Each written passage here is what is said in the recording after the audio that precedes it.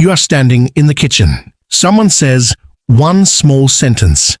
Nothing dramatic, nothing worth a reaction, and your throat closes. You blink fast. You look at the tap, the window, anything. You tell yourself, not now, not here, but it's already happening. The heat behind your eyes, the shake in your breath. You are 27 years old, crying over a sentence you'll forget by tomorrow. You've done this before. In cars, in bathroom stalls, in the 2 seconds between a room going quiet and you walking out of it. You call it weakness. Everyone around you calls it weakness too, but nobody has ever asked why it happens. And that's the part that should scare you. The world has a story about people who cry easily, fragile, too sensitive, can't handle real life. The kind of person who needs to toughen up. That story is everywhere. In offices, in group chats, in the way people say, "Wow, okay, don't cry," like it's an insult. But psychology tells a completely different story. One almost nobody talks about. One that flips everything you were taught about strength. Stay with this, because by the end, you won't see your own tears the same way again. Trait 1. Process. Emotions fast. Your brain processes emotion the moment it arrives. No delay. No filing it away for later. Someone else can sit with sadness for 3 days before it surfaces. You don't have that luxury. It hits and it comes out. Right there, right then. That's not a flaw in your wiring. That's speed. You feel it. You name it.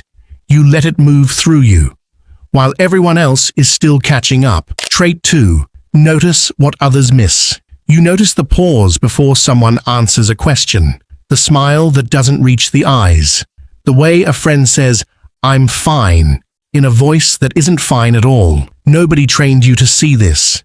You just do. It's why you're always the one who asks, "Wait, are you okay?" before they've said a single word about it. You picked up on something in the air, something that was never spoken. This is not overthinking.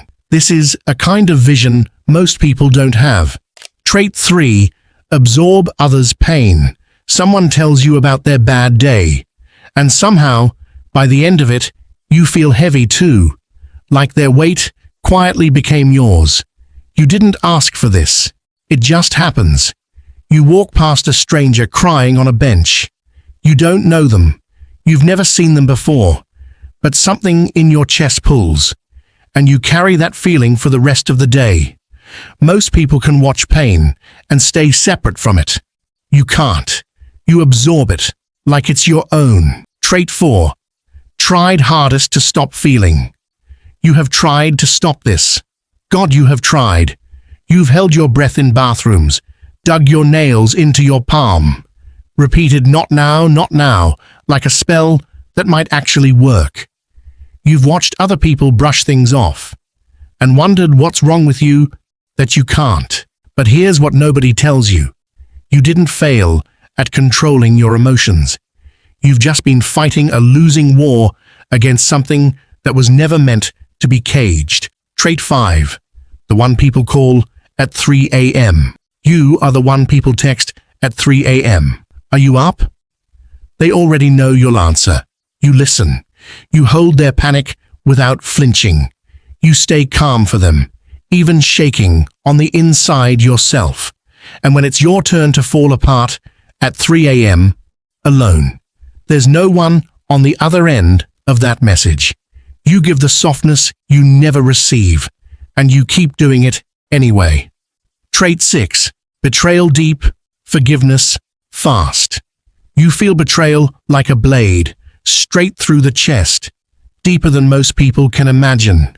But then days later, you're the one making excuses for them. Maybe they didn't mean it. Maybe I'm overreacting. You forgive faster than the wound deserves.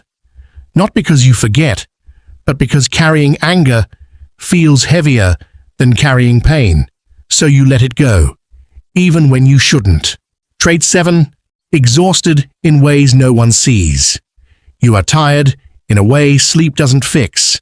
Tired from feeling 6 things before breakfast. Tired from reading a room the second you walk into it. tired from carrying weight nobody can see because you never once put it down. People say, "You seem fine. You are exhausted in a place words can't reach." Trait 8. Perform strength. At work, you're composed. At dinner, you're the funny one. In group photos, you're smiling like nothing's underneath. Nobody sees the version of you at midnight, the one sitting on the floor, finally letting go of everything you held together all day. You perform strength so well that people forget you might need some too. Trait 9. Crying is the superpower. But here is the truth underneath all of it. Your crying was never the weak part. It's the proof that something in you refused to go numb. While the world was teaching people to shut down, you stayed open. And staying open in a world like this takes more strength than anyone gives you credit for. Online, everyone celebrates the unbothered, the cold stare, the "nothing affects me" energy. Detachment gets called powerful. But numbness isn't strength. It's just quieter suffering, feeling everything fully, honestly, in a world that punishes feeling. That's not weakness, that's rare. So the next time it happens, the next time your eyes burn over something small, don't apologize for it. Because somewhere along the way, you learn to feel what other people spent years learning to ignore. And maybe that was never your weakness. Maybe that was the one thing about you that stayed human. If this felt like you, tell me the exact moment you last tried to hold your tears back.